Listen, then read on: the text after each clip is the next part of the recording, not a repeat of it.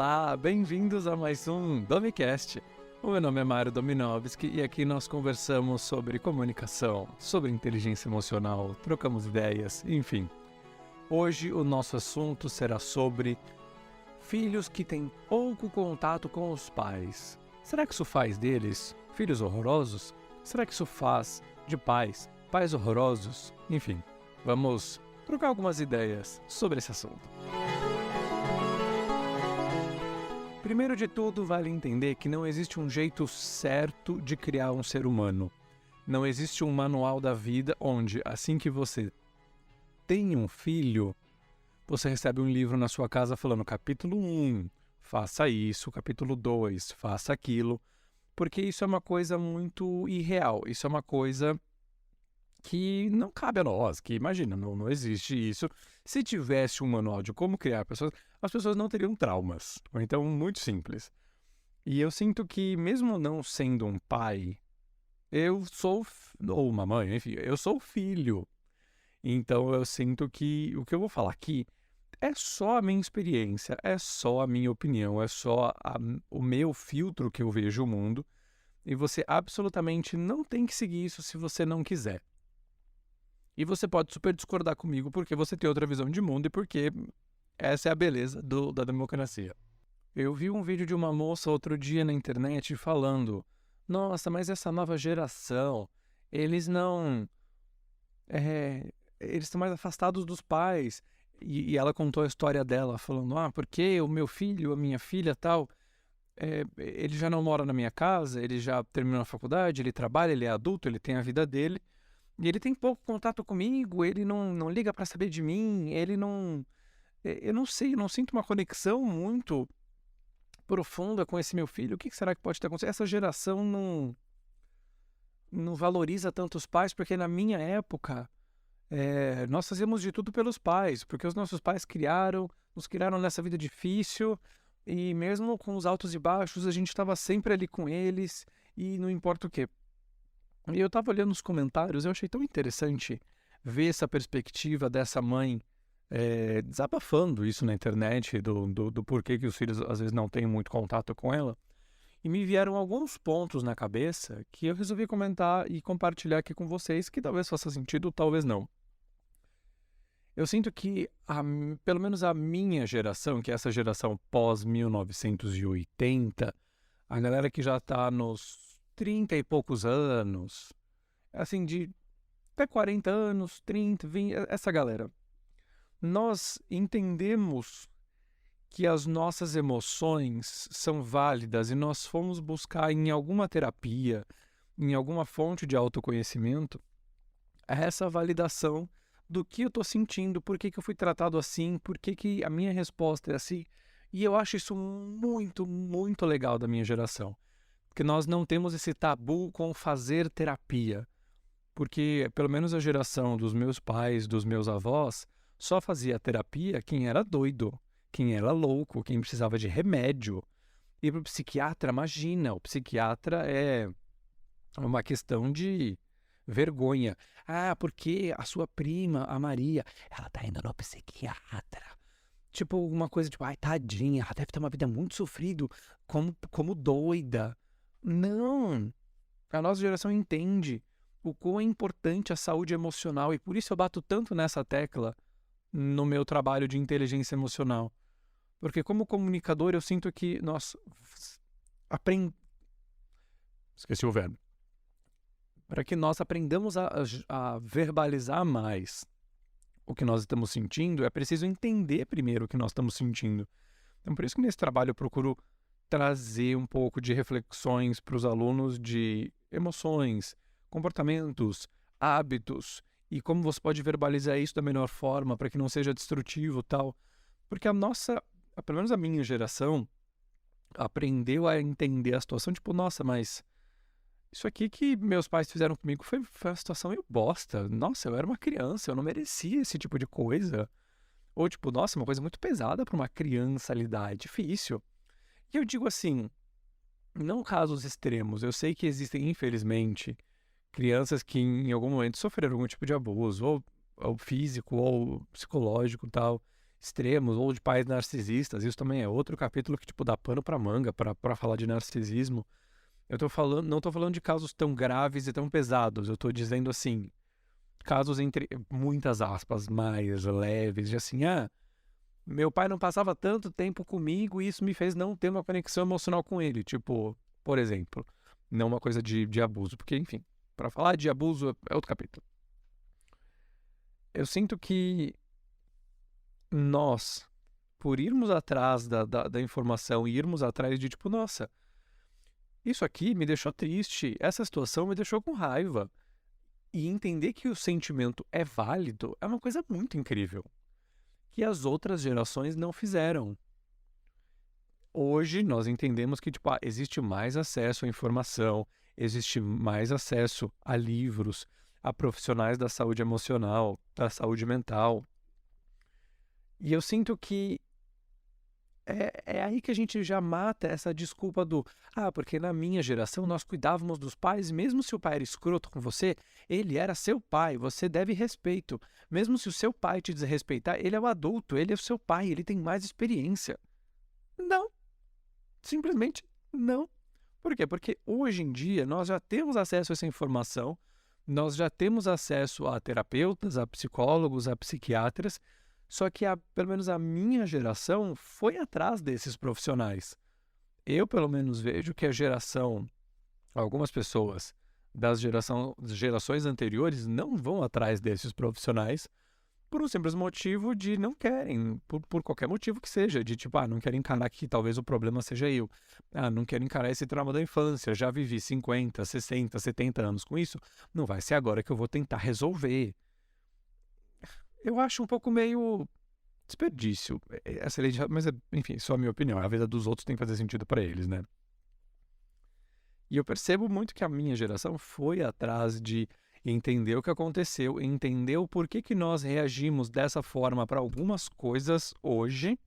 Se você é uma pessoa, um adulto responsável por si, que paga suas contas, que não está fazendo mal às pessoas, não existe nenhum problema em você se preservar. Não existe nenhum problema em você escolher, optar pela sua saúde mental, ao invés de, mas a família em primeiro lugar. Cara, entenda uma coisa, se a família te faz mal, você não precisa escolher isso. É um saco que você tenha passado por essa situação, é um saco que a família quer para ser o seu berço, que é para ser um centro de acolhimento, um centro de carinho, um centro de compreensão. É a primeira que vai atirar uma pedra em você. Tipo, é muito difícil isso. Mas você tem esse direito de escolher a paz de espírito. Mas eu não falo com o meu pai. Isso te faz bem? Você tem vontade de ter esse contato com seu pai ou com a sua mãe? Você tem que estar bem com a sua escolha. E eu sinto que isso é o mágico da nossa geração, porque, de novo, a gente faz terapia, a gente vai atrás, a gente tenta entender, a gente sabe que os nossos sentimentinhos são válidos. E, cara, que pena que algumas pessoas pisaram nele lá atrás.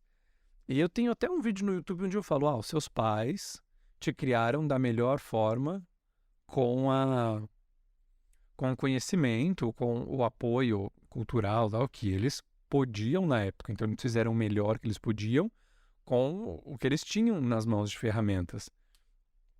E nós sabemos que a função dos pais é, primeiro de tudo, garantir a sua integridade física, de tipo, eles optaram por ter filhos, dá um teto, dá comida, dá educação e, tipo, o básico para que você seja um humano funcional. E logo em seguida vem o modo afeto, porque não adianta a gente só ter afeto e viver de carinhos e abraços e não ter, de repente, o que comer. A gente entende que, enfim, pirâmide de Maslow tá aí para isso. Só que alguns pais param exatamente aí. Eles poderiam ir um pouquinho além de, tipo, falar que ama, dar um abraço. Com pequenas coisas, tipo, comparecer à sua reunião da escola para falar com pais e mestres. E às vezes não ia por uma personalidade dele. Às vezes ele tinha, é isso que eu vejo que é difícil. Às vezes o pai ou a mãe tinha a possibilidade de fazer isso pelo filho, pela filha, e não fez. Pode ser qualquer motivo. Uma das coisas que eu vejo que bate muito nisso é o trauma geracional, ou seja, Ah, porque os meus pais me criaram assim, eu vou te criar igual. Porque aí eu cheguei no ponto que eu me viro, você também vai se virar. A vida foi dura comigo, então se a vida for dura com você, você também vai aprender a se virar. E óbvio que isso tem, tipo, muitas e muitas camadas. Mas você optar por, tipo, nossa, meu pai e a minha mãe fez isso comigo. Cara, não foi legal. Hoje eu tento ter um contato com eles, você trabalhando na sua terapia, trabalhando maior lucidez, trabalhando no autoconhecimento. Deixa eu tentar conviver com essa pessoa. E mesmo assim, hoje em dia, após você ser um adulto funcional, trabalhando, a sua independência, os pais ainda te desrespeitam, eu entendo você se afastar deles. Eu entendo se você chegar e falar assim, pai, mãe, olha, com o meu trabalho, sei lá, comprei o meu carro, comprei a minha casa. E os pais falaram, mas essa casa é uma bosta. Óbvio, você só faz escolha merda na sua vida. Pera, então você é esse pai, você é essa mãe. E você fala, mas eu não entendo porque meus filhos me abandonaram, eu não entendo porque eles não falam comigo. Cara, se você é um bosta com os seus filhos, não espere menos deles, de tipo, para que eles vão querer ter você na vida deles se você está sendo uma pessoa bosta, que você não está agregando as coisas. Você não procura incentivar, você não procura ouvir, você não procura acolher. Você apenas acha que, tipo, eu botei filho no mundo, se eu quiser eu tiro. Aquela coisa bem patriarcal, aquela coisa bem ríspida, né? De tipo, se tá chorando, ao invés de você tentar entender o porquê que seu filho estava chorando, você fala, vou te dar um motivo para chorar, já com o chinelo na mão, com a sandália na mão, né? Tipo, engolir o choro. Cara, por isso que hoje nós fomos atrás de terapia, por isso que hoje nós fomos atrás de entender por que aquele meu choro da infância aparentemente não tinha um motivo aparente, ou por que tantos anos eu tive que engolir o meu choro e hoje eu sou uma pessoa que não consegue chorar. Por que que antigamente meu pai, minha mãe tinha aquela coisa de abandono, de não ligar pra mim, e hoje eu tenho medo de abandono? Isso tudo é questão de terapia, galera. Cada um tem suas várias camadas de complexidade, igual o Shrek disse no filme. Os ogros somos como cebolas. Nós temos camadas. Então,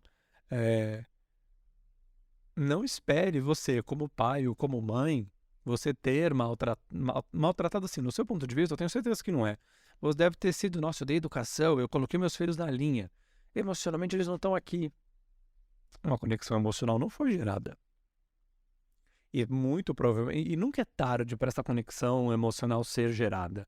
Talvez se você nutrir um carinho com seus filhos, se esse é o seu caso, talvez se você tentar incentivá-los, ouvi-los, abraçá-los, cara, é isso que um filho ou uma filha quer. Saber que na família você tem um porto seguro. Porque é um saco. O que nós mais vemos hoje em dia, de vários anos para cá, é filhos ou filhas que optam por se assumirem homossexuais ou bissexuais, ou enfim, uma coisa que não é o regular, e a família é a primeira que atira uma pedra. Na minha casa, não, meu filho não vai ser viado. Imagina, minha filha não vai ser sapatão. Como assim? Não. Eu não criei filho para ser assim. E aí? Cadê o local de acolhimento? Meus filhos me abandonaram. Óbvio. Quando eles precisavam, você abandonou. Quantas vezes isso aconteceu?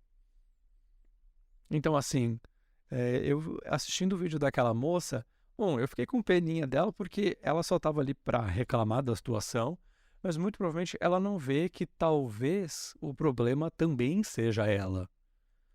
E é muito difícil a gente analisar uma situação que é um vídeo de tipo 30 segundos, sabe? Porque não tem uma profundidade naquilo, não tem um. A gente não sabe todos os lados da história, a gente não sabe a realidade da pessoa. Então, assim, não tem como generalizar, é só uma reflexão de um vídeo que eu assisti. Mas eu sinto que quando nós assumimos que, pera, talvez eu tenha parcela de culpa nesse rolê aí, tudo começa a mudar. Porque você entende que, tipo, tá, o que que eu posso fazer? Tanto filhos quanto pais. O que que cabe a mim fazer? Ah, mas tá muito tarde, meus filhos estão criados. Não, às vezes vale você. Se você valoriza super esse contato, essa conexão, sentar com seus filhos e falar assim, filho, tava assistindo uns vídeos aí na internet e eu vi que em alguns momentos da sua infância, cara, eu podia ter sido melhor. Nossa, desculpa se você em algum momento não sentiu. um porto seguro, se em algum momento você não sentiu que podia contar com a mamãe ou com o papai. Cara, isso é muito legal para um filho ou para uma filha ouvir. De tipo, filho, eu juro que eu tentei fazer meu melhor. Hoje eu reconheço que talvez não tenha sido o melhor para você. Isso quer dizer que você é um pai ou uma mãe horrível? De forma alguma. Ainda mais se você está tentando fazer essa, que a gente vai chamar de reparação histórica. Ainda mais se você está tentando fazer diferente. É muito, muito, muito legal quando...